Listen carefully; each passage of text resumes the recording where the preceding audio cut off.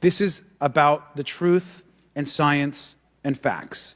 Now, transparency and faith in our institutions is vital in a good democracy. Now, I'm proud to say that this hearing will build on that important bipartisan work, and I want to thank everyone for being involved, including members of our committee.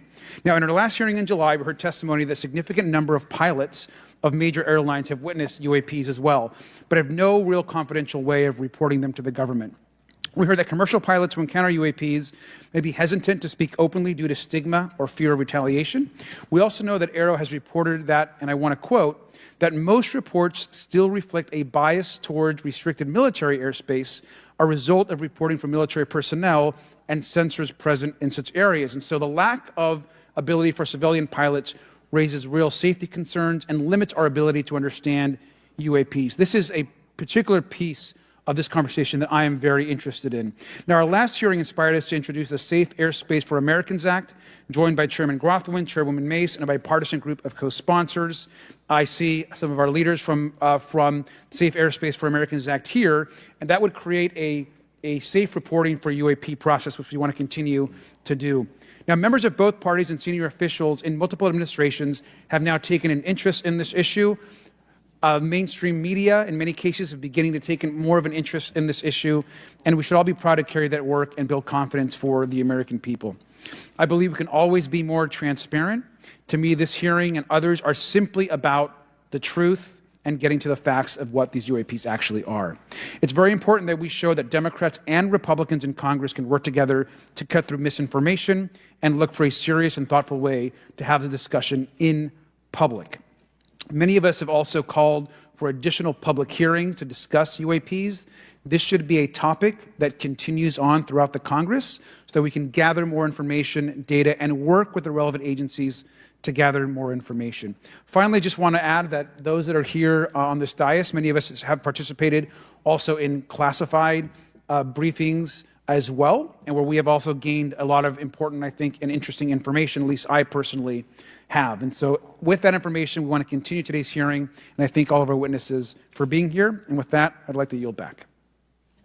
Thank you, Mr. Garcia, and I'd now like to recognize Mr. Grothman for a 5-minute introduction. Thank you. Good morning. I'd like to thank our witnesses for being here one more time. This is a topic I've been interested in since 8th grade. I'd like to thank Ms. Mace for working with me on this topic and for making this a joint subcommittee hearing. Last year, the Subcommittee on National Security, the Border and Foreign Affairs held an historic hearing to understand the potential national security risk of unidentified anomalous phenomena, or UAPs. We heard from former Navy Commander David Fravor, who shared firsthand experience with a UAP engaged while on duty in the Pacific. We learned from David Gresh, a former member of the intelligence community, who revealed the supposed existence of secret government programs hidden from congressional oversight. Additionally, former military pilot Ryan Graves informed us of the limited ways in which the military and commercial pilots can report UAP sightings. Since that last hearings, I've led several briefings with government agencies to deepen my understanding with these issues.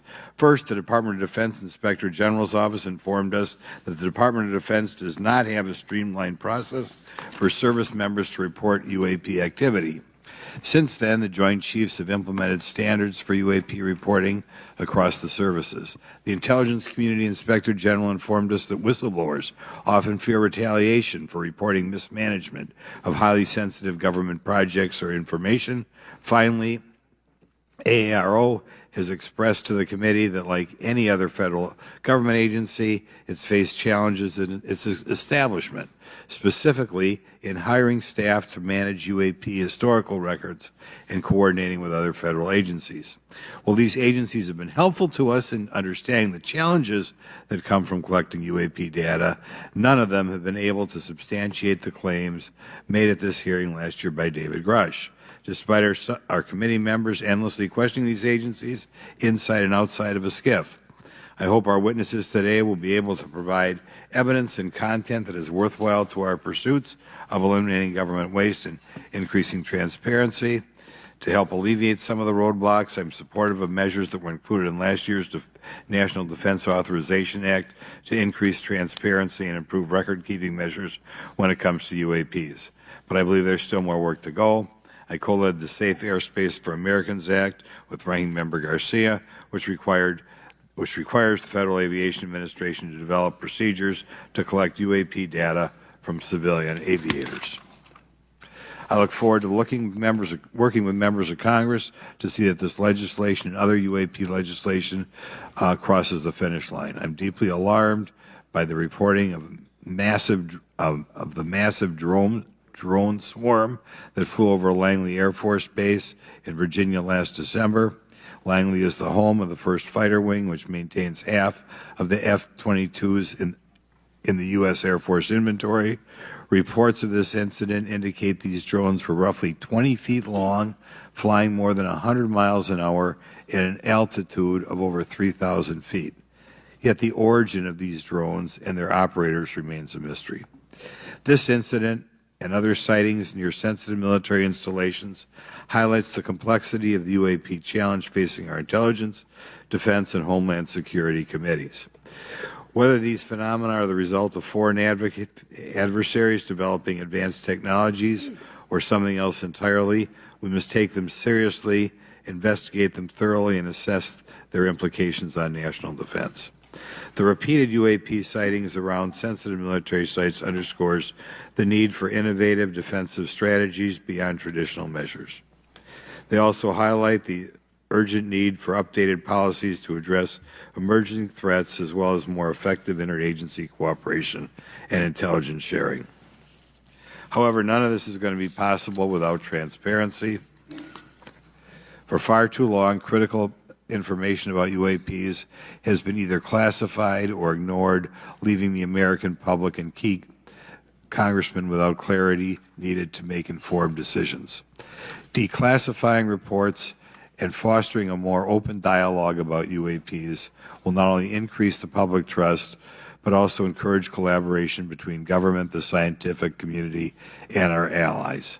Quite frankly, there's been things that have been kept secret that is, I think, old enough that there is no reason it shouldn't be released, regardless of any so-called,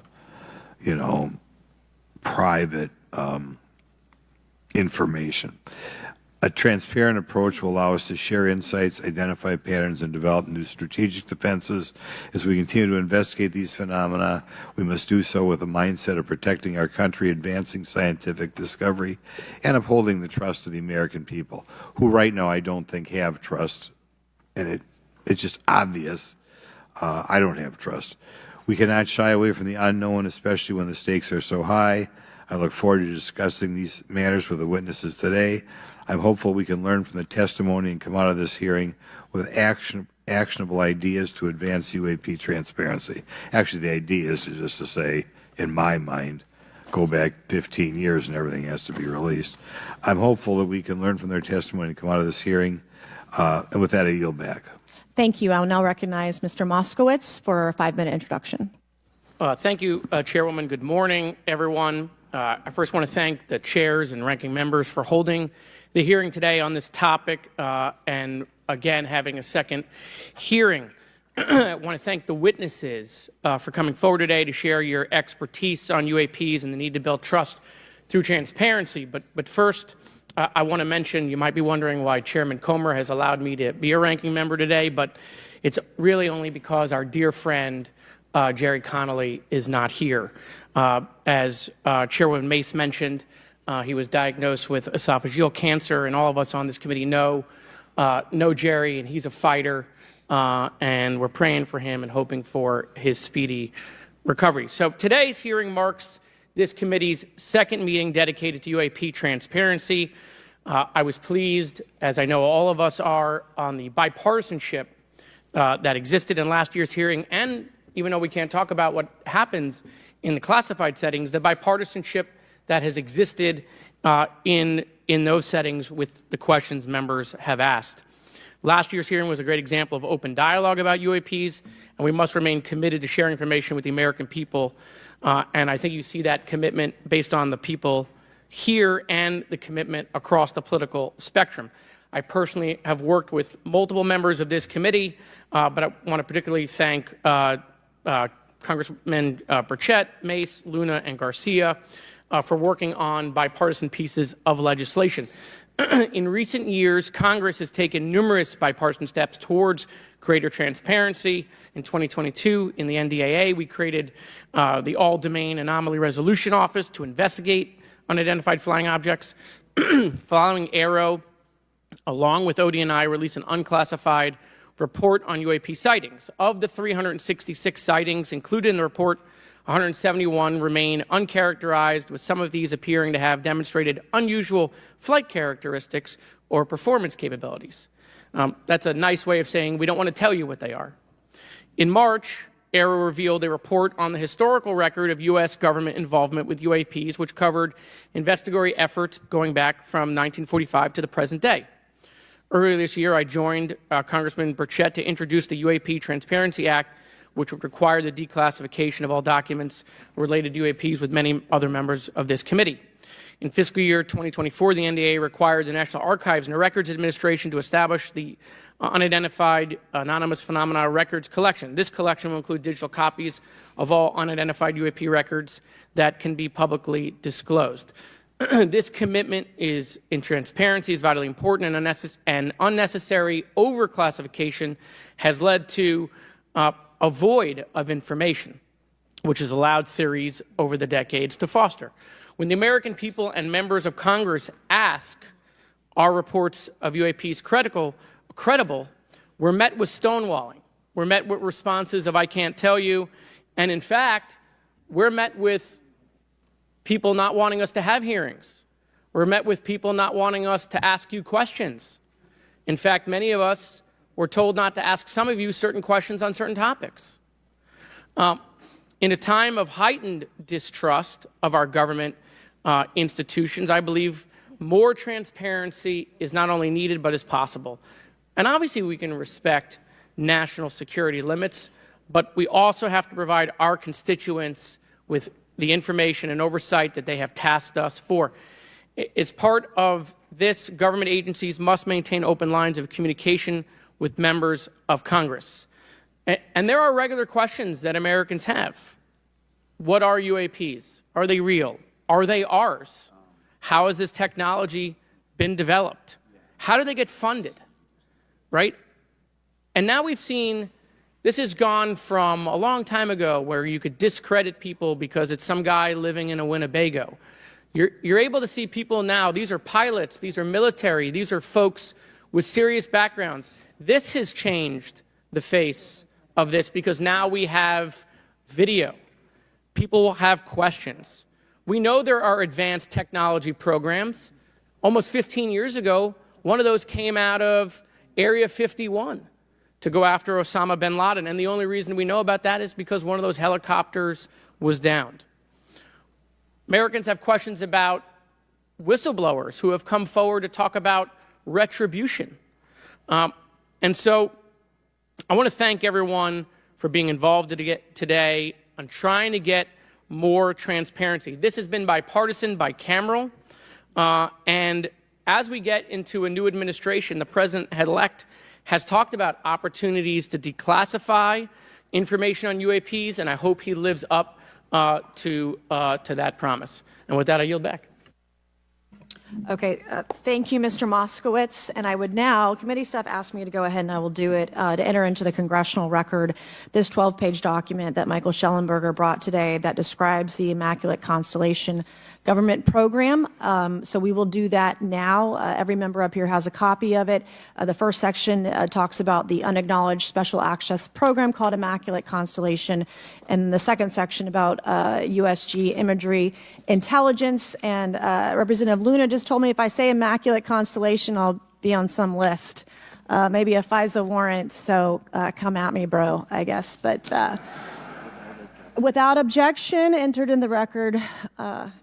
All right, so next we will introduce our witnesses for today's hearing.